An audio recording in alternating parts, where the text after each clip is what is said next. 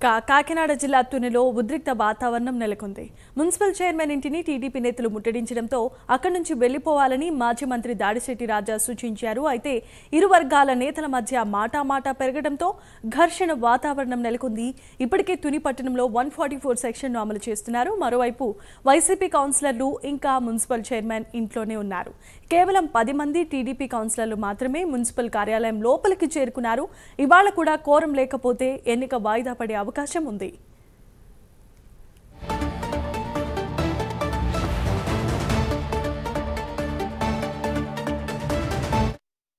మేము ఎప్పుడు కూడా సెంటిమెంట్ గా అందరూ మా ఇంటికి వచ్చి ఇక్కడ నుంచి బయలుదేరడం మాకు సెంటిమెంట్. అలాగే మా కౌన్సిల్ సభ్యులందరూ 2 గంటల ముందుగా ఇక్కడ రావడం జరిగింది. కానీ వచ్చిన దగ్గర నుంచి గేటు బయట టీడీపీ ఇక్కడ లోకల్ పోలీస్ వారితో కలిసి మమ్మల్ని నిర్బంధించడం జరిగింది. మాకైతే రక్షణ లేదు, మాకు భయం వేసి మేమందరం కూడా బయటికి రాలేదు. అలాగే కౌన్సిల్ సభ్యులందరూ కూడా ఇష్టపూర్వకంగా మేమందరం ఎక్కడే ఉన్నాము. బయటికి మమ్మల్ని రానివ్వకుండా వాళ్ళు మా మీద దౌర్జన్యం చేయడానికి పోలీసు వారి సహకారంతో మెయిన్గా లోకల్ పోలీసు వారు సహకారంతో మమ్మల్ని నిర్బంధించడం జరిగింది. మాకైతే రక్షణ లేదు, మేము అందుకే బయటికి రా. రైట్, ఇక ఇదే అంశానికి సంబంధించి మరిన్ని అప్డేట్స్ ను అందించడానికి కాకినాడ నుండి మా ప్రతినిధి కామేశ్వరరావు ఫోన్ ఇన్ ద్వారా సిద్ధంగా ఉన్నారు. కామేశ్వరరావు, చెప్పండి.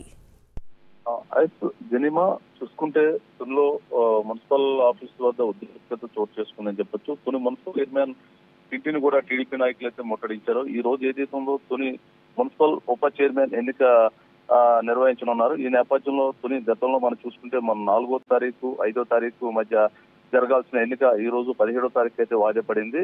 కొన్ని అనివార్య కారణాల వల్ల ఈ రోజు వాయిదా వేసిన అనంతరం కూడా ఈ రోజు ఉదయం నుంచి కూడా తుని మున్సిపల్ చైర్మన్ ఒక ఎన్నికైతే జరగాల్సి ఉండగా ఓ పక్క వైఎస్ఆర్సీపీ మరో పక్క టీడీపీ నాయకుల మధ్య అయితే వాగ్వాదం జరిగింది. ప్రస్తుతానికైతే 16 మంది వైఎస్ఆర్సీపీ కౌన్సిలర్లు తుని మున్సిపల్ చైర్మన్ ఇంటి దగ్గర అయితే మాత్రం ఇంట్లో పెట్టడం జరిగింది. వారిని బయటకు పంపించాలని చెప్పేసి మున్సిపల్ చైర్మన్ ఇంటిని అయితే టీడీపీ నాయకులు అయితే ముట్టడించారు. మొత్తానికి ఏదేమైనప్పటికీ కూడా ఈ రోజు మున్సిపల్ వైస్ చైర్మన్ ఎన్నికైతే లాంఛనప్రాయంగా జరగాల్సి ఉండగా ఓ పక్క అయితే మాత్రం సంఖ్యాబలం ఏదైతే ఉందో తుని సంబంధించిన 30 వార్డులకు సంబంధించిన ఏదైతే ఉందో 28 మంది కౌన్సిలర్లు ఉండగా అందులో 10 మంది ఆల్రెడీ టీడీపీ తీర్థం తీసుకున్నారు. మరొక 4 అయితే మాత్రం టీడీపీలోకి అయితే రానున్నట్టయితే టీడీపీ వర్గాల నుంచి అయితే వెనుకడి వినపడుతుందని చెప్పొచ్చు. మొత్తం అయితే చూసుకుంటే కనుక ప్రస్తుతానికి ఈ రోజు 17వ తారీఖు కావడంతో తుని మున్సిపల్ ఉప చైర్మన్ ఎన్నిక జరగాల్సి ఉండగా ఒక పక్క అయితే మాత్రం తుని టీడీపీ సంబంధించిన 10 మంది కౌన్సిలర్లు ఆల్రెడీ మున్సిపల్ ఆఫీస్కి అయితే చేరుకోవడం జరిగింది.